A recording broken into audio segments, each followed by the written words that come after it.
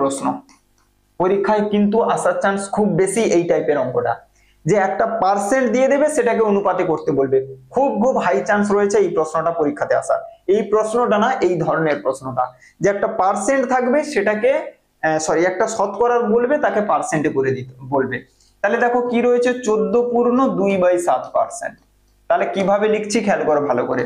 তাহলে 14 সাথে 98 আর 2 আমাদের কত হয়ে যায়, 100/7%। ঠিক আছে, 14 সাথে 98 আর 2 আমাদের কত হয়ে যাবে, 100/7%।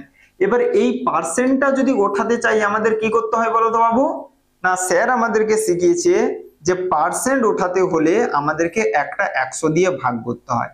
যে কোনো শতকরাকে ভগ্নাংশে বা অন্য কিছুতে করতে হলে কি করতে হয়, আমাদের 100 দিয়ে ভাগ করতে হয়। চলো এবারে ভাগটা কিভাবে করছি খেয়াল করো। ওপরে কত আছে, 100/7, নিচে কত আছে, 100। এই 100টাকে উল্টে আমরা কত লিখবো, 1/100 লিখবো। সর্বদা পরে যেটা থাকে নিচে যেটা থাকে সেটা উল্টে যায়। এই 100 আর এই 100 কেটে যাবে, তাহলে 1/7 হয়ে যাবে। এই 1/7 কে আমরা কত লিখতে পারি, 1:7, অপশন এ। খুব খুব ভালো প্রশ্ন, ভালো করে বুঝে নাও।